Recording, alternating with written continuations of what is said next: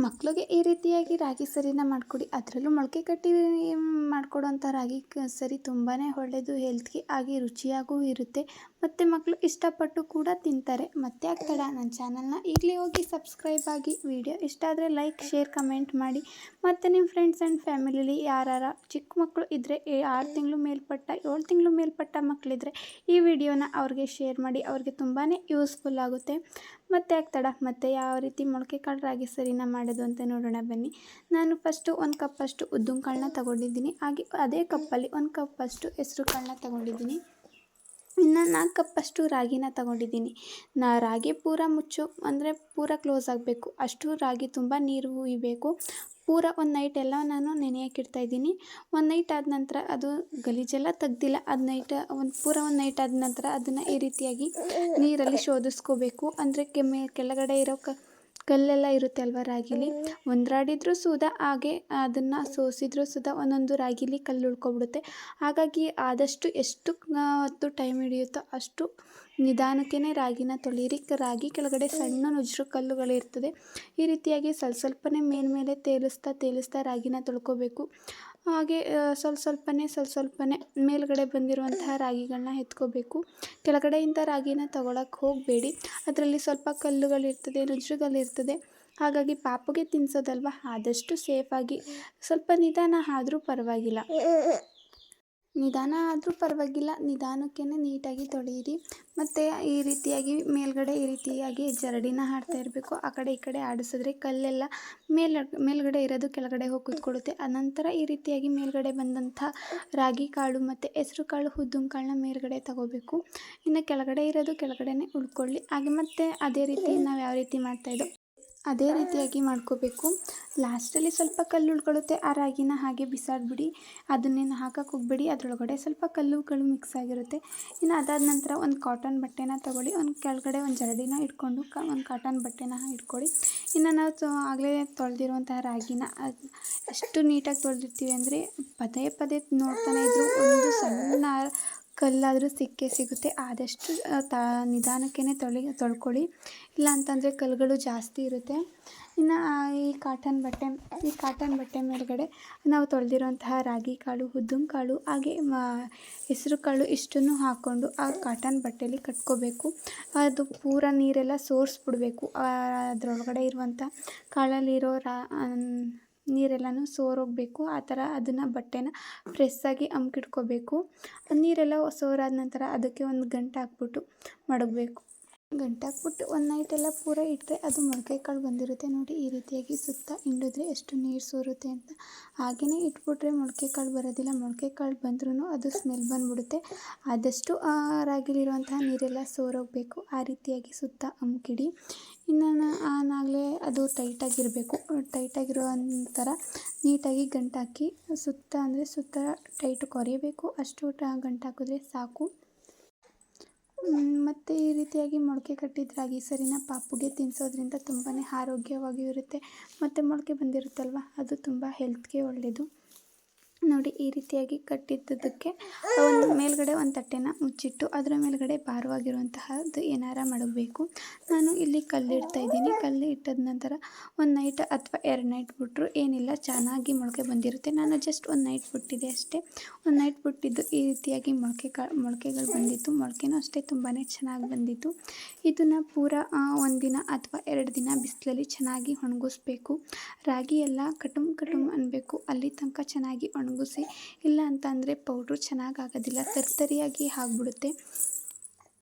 ತೆಳುವಾಗಿ ಒಂದು ಕೆಳಗಡೆ ಚಾಪೆ ಹಾಕ್ಬಿಟ್ಟು ಅದ್ರ ಮೇಲ್ಗಡೆ ನಾನು ಕಾಟನ್ ಬಟ್ಟೆನ ಹಾಕಿ ಮೇಲ್ಗಡೆ ಮೊಳಕೆ ಬಂದಿರುವಂತಹ ರಾಗಿ ಕಾಳುಗಳನ್ನ ಹಾಕ್ತಾಯಿದ್ದೀನಿ. ನೀವು ಮನೆ ಒಳಗಡೆ ಒಣಗಿಸ್ಕೊತೀನಿ ಅಂತಂದರೆ ರಾಗಿ ಬೇಗ ಒಣಗೋದಿಲ್ಲ. ಆದಷ್ಟು ಬಿಸಿಲಿಗೆ ಒಣಗಾಕಿ. ನಮ್ಮನೆ ಇವಾಗ ಮಳೆ ಇರೋ ಇದರಿಂದ ಆದ ಬಿಸಿಲು ಚೆನ್ನಾಗಿ ಬರ್ತಾಯಿರಲಿಲ್ಲ. ನಾನು 2 ದಿನ ಒಣಗಿಸ್ಕೊಂಡಿದ್ದೀನಿ ಇದನ್ನು. ಮತ್ತು ಈ ರಾಗಿ ಸರಿನ 7 ತಿಂಗಳು ಅಥವಾ 8 ತಿಂಗಳು ಮಕ್ಕಳುಗಳಿಗೆ ಕೊಡ್ಬೋದು. 7 ತಿಂಗಳು ಮೇಲ್ಪಟ್ಟದ ಮಕ್ಕಳುಗಳಿಗೆ ಕೊಡ್ಬೋದು. ಹಾಗೆ ಈ ರಾಗಿ ಸರಿನೂ ಅಷ್ಟೇ ತುಂಬಾ ರುಚಿಯಾಗಿರುತ್ತೆ. ಇದಕ್ಕೇ ನೀವು ಬೇಕು ಅಂತ ಅಂದರೆ 1 ವರ್ಷದ ಮಕ್ಕಳು 2 ವರ್ಷದ ಮಕ್ಕಳು ಇದ್ದಾರೆ ಮನೇಲಿ ಅಂತ ಅಂದರೆ ಒಂದು ಹಾಲು ಜೊತೆಗೆ ಈ ಪೌಡ್ರನ್ನ ಮಿಕ್ಸ್ ಮಾಡಿ ಕೊಡ್ಬೋದು. ಅಂದರೆ ಚೆನ್ನಾಗಿ ಕುದಿಸ್ಬಿಟ್ಟು ಕೊಡಬೇಕು. ಅದಕ್ಕೆ ಸ್ವಲ್ಪ ತುಪ್ಪ ಹಾಕ್ಕೊಟ್ಟು ತುಂಬಾ ಹಾರ್ಲಿಕ್ಸ್ ಫ್ಲೇವರೇ ಹೊಡೆಯೋದ್ರಿಂದ ತುಂಬ ಚೆನ್ನಾಗಿ ಇಷ್ಟಪಟ್ಟು ಕುಡಿಯುತ್ತಾರೆ. ಇನ್ನು ಒಣಗಿದಂತಹ ಕಾಳುಗಳನ್ನೆಲ್ಲ ಈ ರೀತಿಯಾಗಿ ಬಿಸಿ ಮಾಡ್ಕೋಬೇಕು. ಅಂದರೆ ಲೋ ಫ್ಲೇಮಲ್ಲೇ ಸ್ವಲ್ಪ ಹುರ್ಕೋಬೇಕು. ಚೆನ್ನಾಗಿ ಅದೆಲ್ಲ ಒಣಗಿದ್ರೆ 5 ನಿಮಿಷಕ್ಕೆ ಬೇಗ ಫ್ರೈ ಆಗೋಗುತ್ತೆ. ಇನ್ನು ಏನಾರ ಸ್ವಲ್ಪ ಹಸಿ ಇದ್ದರೆ ಸ್ವಲ್ಪ ಟೈಮ್ ಹಿಡಿಯುತ್ತೆ.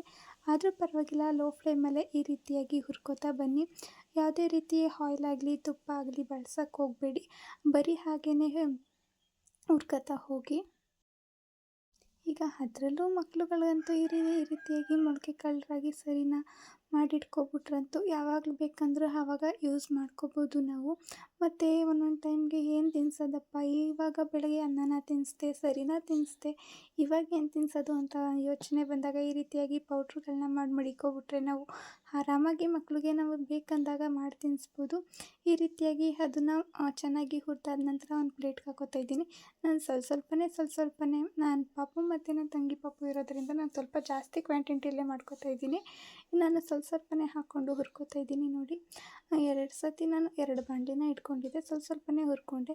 ಇನ್ನು ಅದಕ್ಕೇ ಗೋಡಂಬಿ ಹಾಗೆ ಬಾದಾಮಿ ಹಾಕೋದ್ರಿಂದ ಮಕ್ಕಳು ಬ್ರೈನ್ ಡೆವಲಪ್ಮೆಂಟ್ ಚೆನ್ನಾಗಾಗುತ್ತೆ. ಹಾಗೆ ವೆಯ್ಟ್ ಗೇನು ಸುಧಾ ಆಗುತ್ತೆ.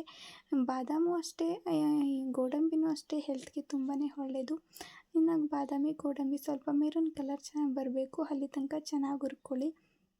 ಇದನ್ನೆಲ್ಲ ಹುರ್ಕೊಂಡಾದ ನಂತರ ಅದು ಕಂಪ್ಲೀಟ್ ಕೂಲ್ ಆಗಬೇಕು. ಅಲ್ಲಿ ತನಕ ಸೈಡಲ್ಲಿ ಸಪ್ರೇಟಾಗಿ ಎತ್ತಿಕ್ಕೊಬಿಡಿ. ಇನ್ನು ನೀವು ಏನಾರ ಮನೇಲಿ ವಯಸ್ಸಾಗಿರೋರು ಬೆನ್ನೋವು ಅಥವಾ ಸೊಂಟ ನೋವು ಅಥವಾ ಕಾಲು ಸಿಕ್ಕಾಪಟ್ಟೆ ಸುಸ್ತಾಯ್ತೈತೆ, ನನಗೆ ದಿನ ಪೂರ ಕೆಲಸ ಮಾಡೋಕ್ಕೆ ಆಗೋದಿಲ್ಲ ಅಂತ ಅಂದರೆ ಒಂದು ಲೋಟ ಚೆನ್ನಾಗಿ ಹಾಲು ಕಾಯುವಾಗ ಹಾಲಿಗೆ ಈ ಪೌಡ್ರನ್ನ ಮಿಕ್ಸ್ ಮಾಡಿಕೊಂಡು ನೀವು ಕೂಡ ಹಾಲು ಜೊತೆ ಈ ಪೌಡ್ರನ್ನ ಮಿಕ್ಸ್ ಮಾಡಿಕೊಂಡು ಕುಡಿಬೋದು. ತುಂಬಾ ಒಳ್ಳೆಯದು. ರಾಗಿ ತೋಳ್ಗೂ ಬಲ, ಹಾಗೆ ದೇಹಕ್ಕೂ ಅಷ್ಟೇ ತಂಪಾಗಿರೋದ್ರಿಂದ ರಾಗಿ ತುಂಬಾ ಒಳ್ಳೆಯದು. ಹಾಗಾಗಿ ದೊಡ್ಡವರಿಂದ ಹಿಡಿದು ಚಿಕ್ಕ ಮಕ್ಕಳಿಂದ ಹಿಡಿದು ದೊಡ್ಡವ್ರವರೆಗೂ ಆರಾಮಾಗಿ ಯಾರಾದರೂ ಯೂಸ್ ಮಾಡ್ಕೋಬೋದು. ನೀವು ಬೇಕಂತ ಅಂದರೆ ಇದನ್ನು ಹೊರ್ಗಡೆನಾದರೂ ಪೌಡ್ರ್ ಮಾಡಿಸ್ಕೋಬೋದು, ಇಲ್ಲ ಮನೇಲಾದ್ರೂ ಪೌಡ್ರ್ ಮಾಡ್ಕೋಬೋದು. ನಾನು ಮಿಕ್ಸಿಲೇ ಪೌಡ್ರ್ ಮಾಡ್ಕೊಂಡಿದ್ದೀನಿ ನೋಡಿ. ಈ ರೀತಿಯಾಗಿ ಸ್ವಲ್ಪ ನಿಮಗೆ ಸ್ಮೂತಾಗಿ ಬೇಕಂದರೆ ಸ್ಮೂತಾಗಿ ಪೌಡ್ರ್ ಮಾಡ್ಕೊಳ್ಳಿ. ನಾನು ಸ್ವಲ್ಪ ತರ್ತರಿಯಾಗಿ ಇರಲಿ ಅಂತ ಹೇಳ್ಬಿಟ್ಟು ತರ್ತರಿಯಾಗಿಯೇ ಮಾಡ್ಕೊಂಡಿದ್ದೀನಿ. ಇವಾಗ ನನ್ನ ಮಗಳು 8 ತಿಂಗಳು ರನ್ನಿಂಗ್ ಇರೋದ್ರಿಂದ ನಾನು ಅವಳಿಗೆ 3ರಿಂದ 4 ಸ್ಪೂನ್ ಈ ಪೌಡ್ರನ್ನ ಯೂಸ್ ಮಾಡ್ತಾಯಿದ್ದೀನಿ. ನೀವು ಫಸ್ಟು ಸ್ಟಾರ್ಟಿಂಗ್ ಆಗ್ತಾಯಿದ್ದೀರಿ ಸ್ವಲ್ಪ ಕಡಿಮೆ ಕ್ವಾಂಟಿಟಿಲೇ ಮಾಡಿ 1 ಸ್ಪೂನ್ ಹಾಕಿ ನೋಡಿ. ಅವಳು ಅದನ್ನು ಡೈಜೆಸ್ಟ್ ಮಾಡಿಕೊಂಡ್ರೆ ಆಮೇಲಿಂದ ಜಾಸ್ತಿ ಮಾಡ್ತಾ ಹೋಗಿ. ಇದಕ್ಕೇ ನಾನು ಸ್ವಲ್ಪ ಹಾಲನ್ನ ಹಾಕ್ತಾಯಿದ್ದೀನಿ. ಹಾಲು ಹಾಗೆ ಸ್ವಲ್ಪ ನೀರು. ಬೇಕಂತ ಅಂದರೆ ನೀವು ಹಸುವಿನ ಬೆಣ್ಣೆನೂ ಬಳಸ್ಬೋದು, ತುಪ್ಪನೂ ಬಳಸ್ಬೋದು. ನಾನು ಸದ್ಯಕ್ಕೆ ಈಗ ತುಪ್ಪನ ಬಳಸ್ತಾ ಇದ್ದೀನಿ. ಇದನ್ನೆಲ್ಲ ಗಂಟಿಲ್ದೇ ರೀತಿ ಚೆನ್ನಾಗಿ ಮಿಕ್ಸ್ ಮಾಡಿಕೊಂಡು ಅದರಲ್ಲಿ ಯಾವುದೋ ಗಂಟು ಉಳ್ಕೋಬಾರ್ದು. ಆ ರೀತಿಯಾಗಿ ಮಿಕ್ಸ್ ಮಾಡಿಕೊಂಡು ಲೋ ಫ್ಲೇಮಲ್ಲೇ ಬೇಯಿಸ್ತಾ ಬನ್ನಿ. ಇದು ಅಷ್ಟೇ ಜಾಸ್ತಿ ಟೈಮ್ ಹಿಡಿಯೋದಿಲ್ಲ. ಒಂದು 5 ನಿಮಿಷದಿಂದ 3ರಿಂದ 5 ನಿಮಿಷದೊಳಗಡೆ ಎಲ್ಲ ಪಾಪುಗೆ ಸರಿ ಆಗೋಗುತ್ತೆ ನೋಡಿ. ನಾನು ಈಗ ತುಪ್ಪನ ಯೂಸ್ ಮಾಡ್ತಾಯಿದ್ದೀನಿ. ಈ ರೀತಿ ಕಾದಾದ ನಂತರ ತುಪ್ಪನ ಹಾಕ್ಕೊಂಡ್ರೆ ತುಂಬಾ ಚೆನ್ನಾಗಿರುತ್ತೆ. ಸರಿ, ಯಾವುದೇ ಶುಗರ್ ಆಗಲಿ ಸಾಲ್ಟ್ ಆಗಲಿ ಆ್ಯಡ್ ಮಾಡೋಕ್ಕೆ ಹೋಗೋದಿಲ್ಲ ನಾನು. ಇದುವರೆಗೂ ನನ್ನ ಪಾಪುಗೆ ತುಪ್ಪ ಸಕ್ಕರೆ ಆಗಲಿ ಏನೂ ಆ್ಯಡ್ ಮಾಡಿಲ್ಲ. ಈ ವಿಡಿಯೋ ಇಷ್ಟ ಆದರೆ ಲೈಕ್